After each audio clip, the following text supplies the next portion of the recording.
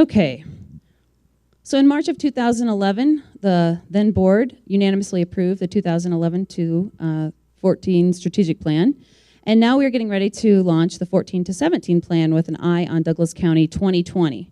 You're going to notice that this is a largely a stay-the-course plan that was launched based on the needs of our students, that the education has not changed a lot in the last 100 years, but yet the world has changed dramatically, as have our students. And that's been our focus over the last 3 years, is to really think about what is it our students need for their lives, for college, career, and citizenship readiness in the 21st century. How can we make sure that we're partnering with our business partners and others to make sure that in our school district we're preparing them well using quality assessments and the things that we believe are part of a 21st century education. And when we took this on in 2011, we talked about the fact that in many times in education we sort of make little incremental changes to certain pieces or parts of the organization, and that those have not actually revealed to have much impact at all over the time. So instead, we did a comprehensive plan for change, much like this mosaic, where you bring all the pieces together and it creates a picture of something new. But you have to pay attention to the comprehensive nature of education and how curriculum impacts assessments, assessments impact accountability measures for both students and staff, and that all these things need to be aligned and connected. So in 2010-11, that was my first year in Douglas County. I spent a fair amount of time talking with folks around the community in the district and beyond about Douglas County, just learning about it in the first few months. And three things came up a lot, often. And that was that we have traditions in this district of innovation. We had the first charter school in Colorado. We had the first pay-for-performance system in, I don't know if it's in the country, but definitely in a lot of districts in the country. We've done a lot of things innovative. In fact, I have on my desk in the other room basically a brochure from 1991 or 2, where then superintendent Rick O'Connell said, if it can't be done in Douglas County, it just can't be done, because the district had such a huge influence in innovation. Excellence has always been the focus for our students and staff, and then finally economic efficiency. As one of the fastest growing districts in America for a 10-year period, the district had to maintain high levels of economic efficiency. And they did that through calendars, through prototypes of schools. They did a lot of innovative things, back to innovation and excellence, wanting only the best, but doing it as economically efficiently as we can. As we moved forward in our work in creating the new plan, we built it on the pillars that existed in the district. I'm not exactly sure when these were launched, but they were here before I was, and these were the core values of the district that existed. And we built the new plan in 2011 and the now new plan in 2014 on these same pillars. We also talked about the fact that you're going to start a plan. You need to know who your stakeholders are and what the expectations that they have for you are, what the promises you want to make to those stakeholder groups. So we worked together with students, staff, parents, and also community to figure out what are our promises, what are the things that they can expect from us as a school district, and those formed our commitments, and they remain in the new plan as well. So over the past 3 years, you probably remember that we worked on 3 big priorities. Choice, which was launched out of the board's committee. The blueprint for choice came out of the Choice Task Force. World-class education was about making sure every child had the education for the future, not the past. And then system performance was about making sure we're measuring the right things, measuring them the right way, and providing professional pay for teachers and other employees. And those priorities continue into the future of the new plan, but we're evolving as we go, as we should. It's a continuous improvement cycle. And so although safety has always been our #1 priority in the district, it wasn't until this plan that we actually are putting it into the strategic plan. And that we'll talk a little bit more about that to come, but that is the new plan, the new priority in the plan. It isn't actually new because we've always done it, but we really want to make sure that when we say it's our #1 priority, it's represented that way. Choice continues in the new plan, making sure every child has the maximum opportunity for success, empowering parents to make that decision. And then the world-class education, sustainable learning for the 21st century, meaning less remediation, focus on higher level skills. And then system performance is all about defining and measuring what matters most in our school district.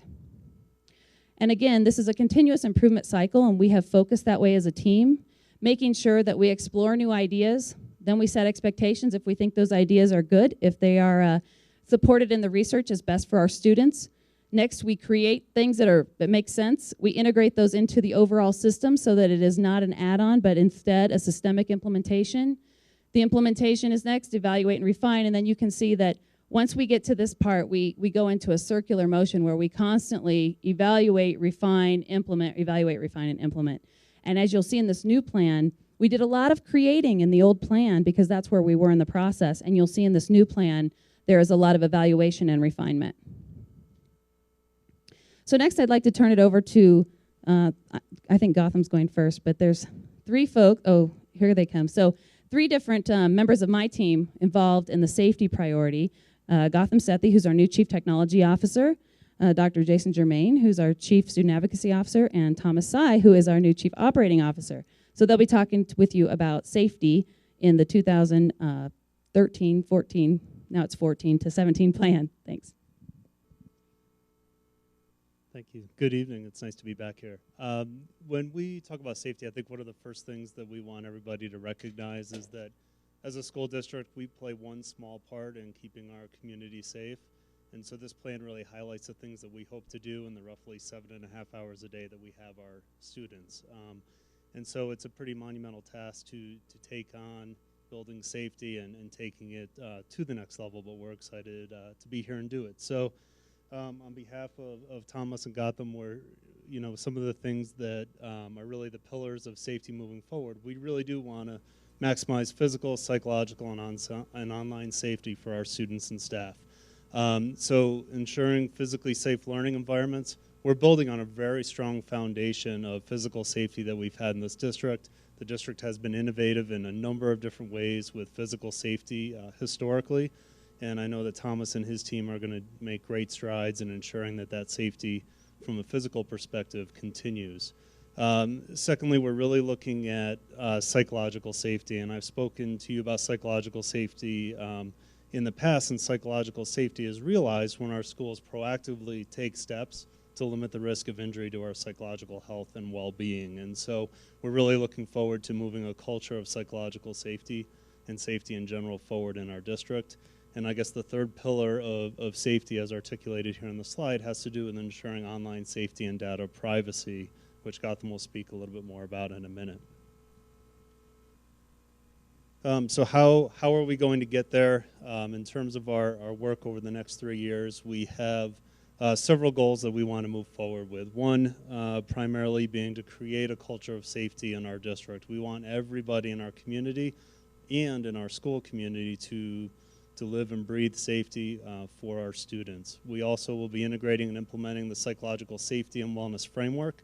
This is something that helps us align with several House bills that are out there that I spoke to you about this spring, and is something that some of our schools are further along than others, but our hope is to gain some momentum there and ensure that all of our schools are in line with the psychological safety and wellness framework.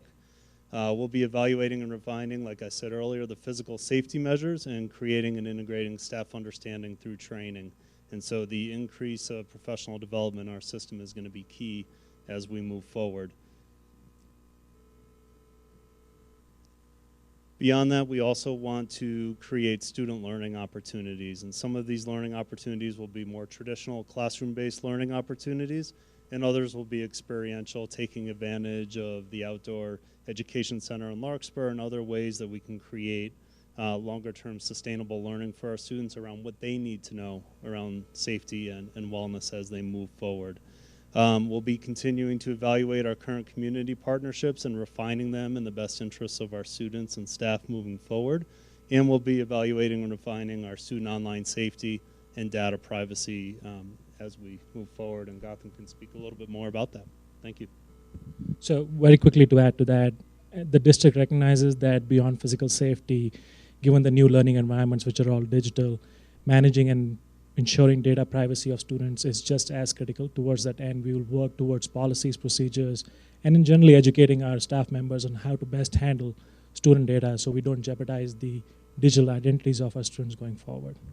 So that captures most of our safety goals. I would like to introduce Rob Ross to talk about choice programming. Thanks, Gotham. Choice is one of those legacy priorities from the initial strategic plan and is largely a stay the course priority. The underpinnings of all of our choice work, all the choice work that started with the Choice Task Force and the board's philosophy, is that each student has a unique learning style, learning preferences, and each school has a personality. And what our goal is to match those up. And the best way to do that, for parents to make those decisions, is to have the right information about the schools and about their students. And we want to be able to get that information into the hands of parents so that they're empowered to make those decisions. You'll see in these goals, some of these goals are familiar from the previous strategic plan, but there's a lot of new creation here. And you'll see that the goals are really designed to put the information in the hands of parents so that they can make, and they're empowered to make those informed decisions. Some of the new things here that I want to highlight, if you'll take a look at the integration of the Dcsd parent liaison. This is a new position in the district. There's some statutory impetus for that, but it's also something we're really embracing here, and how it works into the choice priority is another way for parents to get information about making those matches, empowering them to make the right decisions for their family as to the learning environment for the student. You'll see refinement of the school selector tool. We have one iteration of that. We want that to be even better. Multiple ways to get information into the hands of parents. We have the implementation of the Choice Scholarship Program. We're briefing that case in the Colorado Supreme Court this summer. Hopefully we'll have a decision perhaps at the beginning of next year and start implementing that. It's important for choice to be effective to have opportunities for transportation, so we're exploring how we can provide those options so that choices are accessible regardless of transportation issues. We can help create some plans for getting access to all our great choice options in Douglas County. And the last one there I wanted to highlight was the innovation school process, so schools can get the support that they want from the district, that they need from the district, in order to create their own innovative plans, to create their own choice programming in their school that will meet the needs of their community and perhaps draw other folks in, other students in, to take advantage of the choice programming that they might do, the innovation that they want to do in their school. So next is Dana Struther to talk about world-class education. Thank you, Rob. Good evening. Thank you. So I'd just like to talk about a continuing priority, world-class education. It's been divided into two different areas, so I'll speak about the first one, and then Ted Knight will speak about the second area.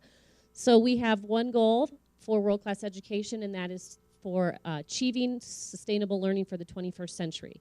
We want to make sure that we provide students in this district the preparation they need for the world stage in order to be competitive in the job market. We also want to make sure that the sustainable learning that they have is essential and requires them to learn the most important information, and that it's taught in a way that is personalized for those students. Then we want to make sure that not only is it personalized, but that we are providing students to be college, career, and citizenship ready when they leave Douglas County. Our goal, provide all students a world-class education. I'm going to speak to you about the instructional strategies.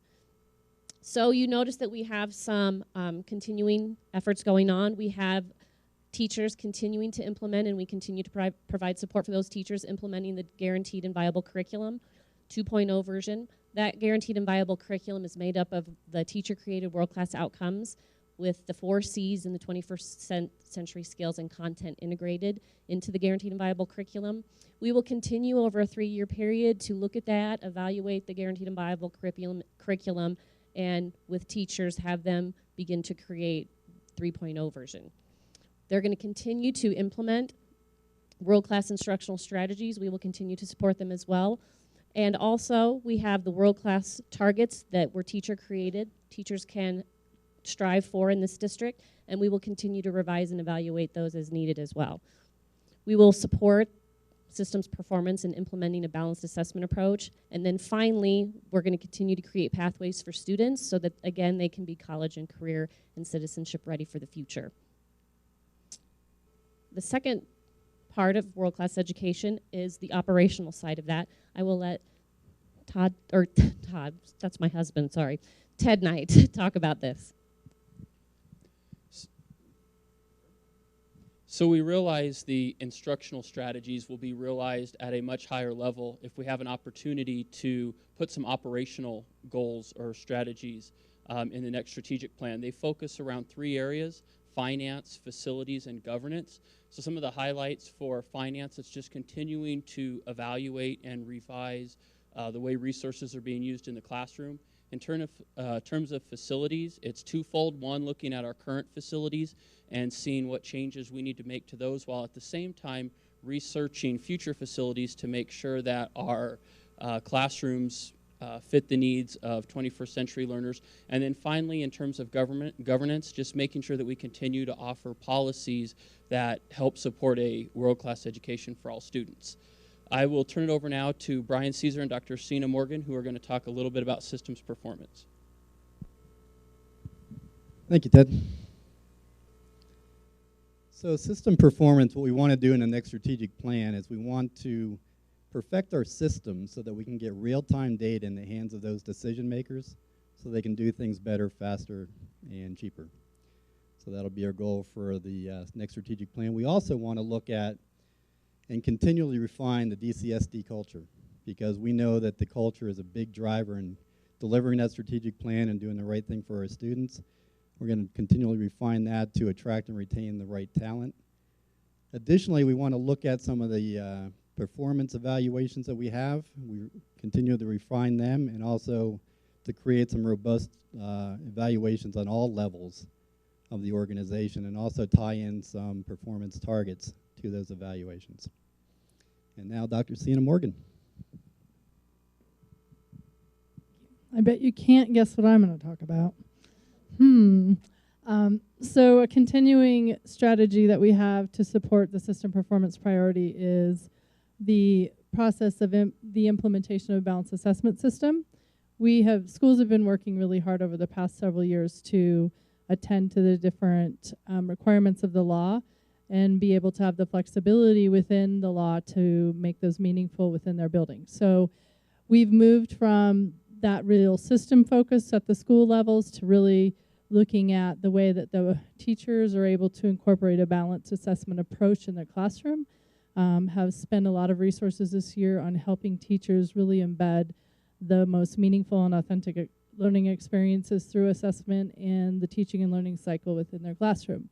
Moving forward, we will continue that support and additionally help leverage the momentum we have with the state, other folks around the state, to have a more balanced approach and not be over reflective of one assessment type, so that we're able to focus on performance rigor and have students performing in the higher order thinking skills and the types of demonstrations of learning that they'll need to be able to show in the next generations of assessments that are coming out even in the standardized testing world.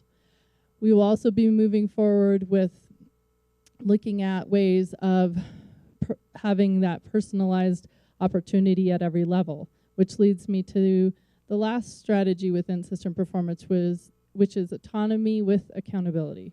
So part of pushback that we do here is that we're trying to avoid accountability, and that is actually the exact opposite. We are wanting accountability at every level so that students can have autonomy, but we're ensuring that we're able to provide evidence of their learning.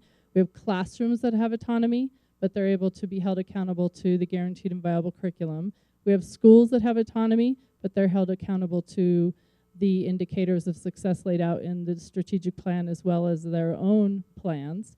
And the district has autonomy, but is held accountable to the expectations of the state and of the district. So we strongly advocate for that pairing of autonomy with strong accountability. I would like to turn it over for questions to Dr. Fagan. Thank you, everybody. I hope you enjoyed our student who was part of the slides. We wanted to make sure that everybody knew that is a very student-centered plan. And a huge shout out to Judy Arneson, who has retired from the district now. We will miss her greatly because she is a fantastic presentation builder. She just captures not just the words, but the essence of the presentation and delivers every time something even better than the last. So congratulations to Judy on her retirement, but sad for us. And the one other thing I just wanted to mention is that this is a district level plan, meaning that it's built for every department and every school in the system. As this plan moves forward, then every department would build their department plan, which would have much more granular detail regarding their specific work to align to the pieces of the district plan that make sense for them. And also the same is true for our schools, who will go through the school accreditation process with the district and also be aligning their work, which most of them already have. When you heard from Rocky Heights, that was such a great example where they talked about teacher leaders stepping up and really integrating a lot of the work that we want for our students. So thank you for the opportunity. Like I said, we've received a lot of feedback. I believe this is representative of what's best for students. As you'll notice, there's a significant bibliography, research base behind it, and also the feedback we receive from all stakeholders throughout the county. And we're happy to take any questions that you have.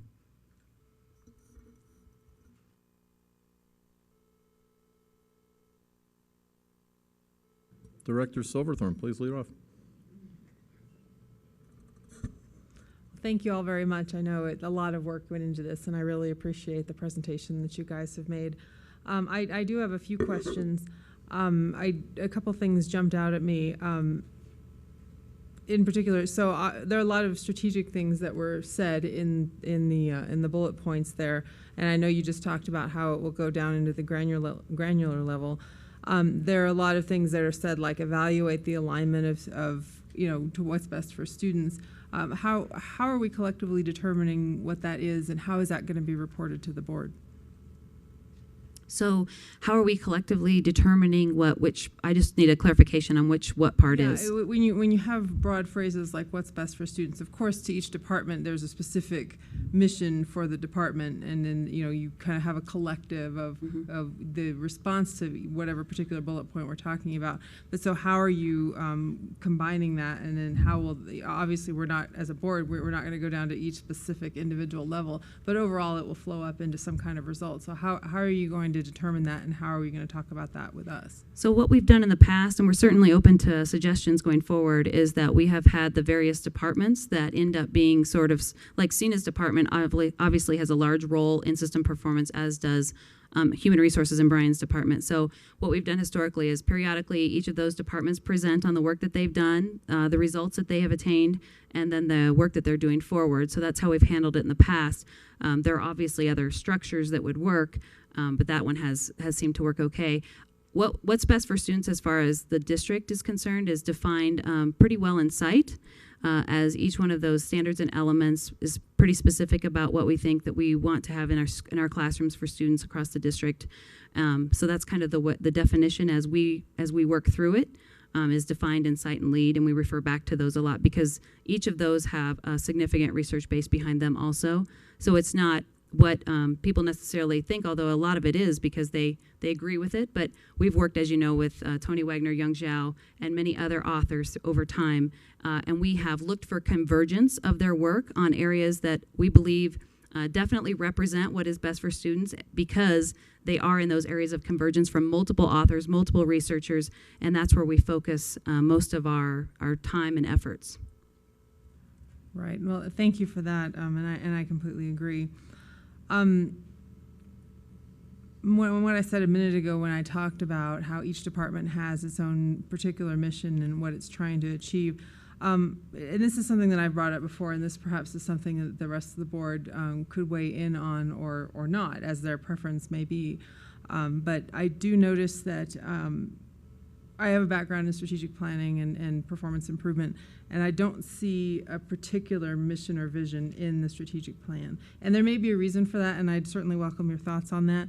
But it seems like, and I would not ask the staff to do that. That's something that needs to come from the board. So if that's something that we need to jump in and do. I am certainly prepared to do that. But that's something that I think I've talked about before, and I'd welcome my colleagues' thoughts on that. So that's perhaps not a question for you, but that's something that I'd like to bring up at this particular juncture. And my final question is, we talk about world-class education, and there's a lot of context around that, and I definitely appreciate that. And I think that our goals in that regard are very admirable, and I want to pursue them. I think that there's some questions in our community about what a particular definition of world-class education is. And I think that we're generally prepared to provide that. And so that may be something that we may want to explicitly define, or you may want to comment on it now, or whatever you guys are prepared to do. But I think that's something that we could clarify a little bit, because we obviously know what that looks like when we get there. We just want to get there, and we want to tell people what that means as we're going along toward it. Yeah, So, I definitely agree. It's interesting because I mentioned that brochure I have on my desk, or actually it's on my conference table in my office, and it actually says a world-class education. That was 1991, and so, or two, it might have been 92. But nonetheless, the thing that we struggled with in the original plan, and the reason we went with world-class education, is because the trend at the time was calling everything 21st century education. And the teachers we talked with in the system didn't want to date stamp it. They thought that they're like, look, we're in the 21st century, so that was... So it's difficult to sort of name things. They become targets always. But the idea was that we know that it's a flat world, that our students will compete on a world stage, and that the essence of a world-class education is that our students are prepared to compete on a world stage, no matter the college career pathway of their choice, that we have done well by preparing them, and that two of our high schools, Rock Canyon and Legend, have selected PISA for high schools as part of their balanced assessment system.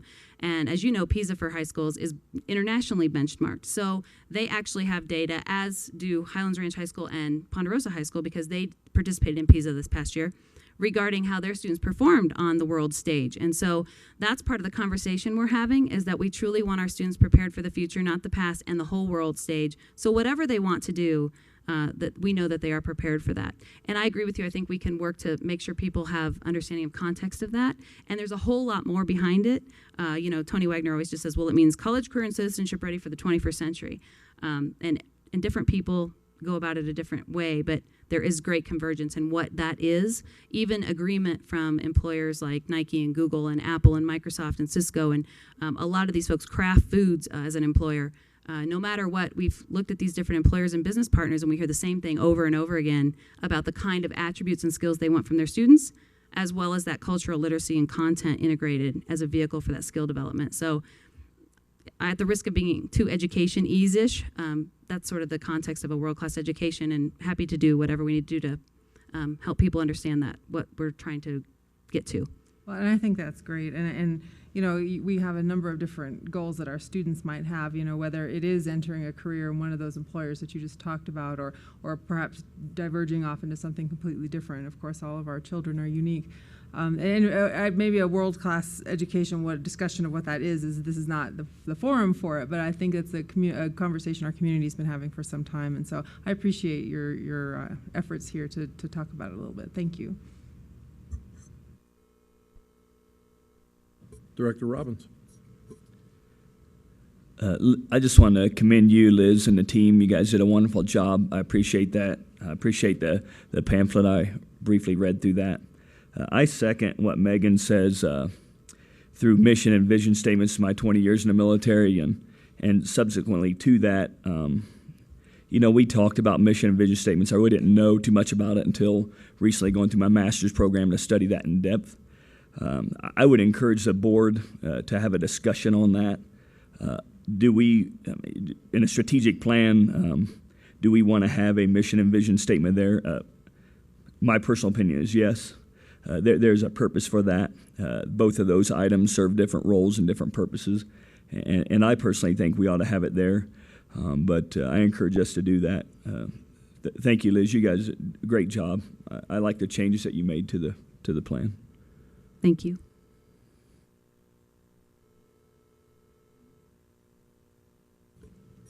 I believe at our retreat last summer we had discussion about the mission and vision, and in fact I think we had some revisions that were made.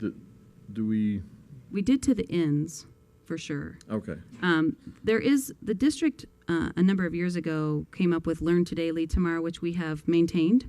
And then there is I'm not sure if it's classified or a vision or mission statement, I have to look, but there is one of those that was also built at that exact same time that we have not changed. I think that is a board and community collaboration sort of piece that was done in the past. And so it might be ready for an update. But the district has those things in place, and a lot like the pillars or the sort of core values, they've kind of endured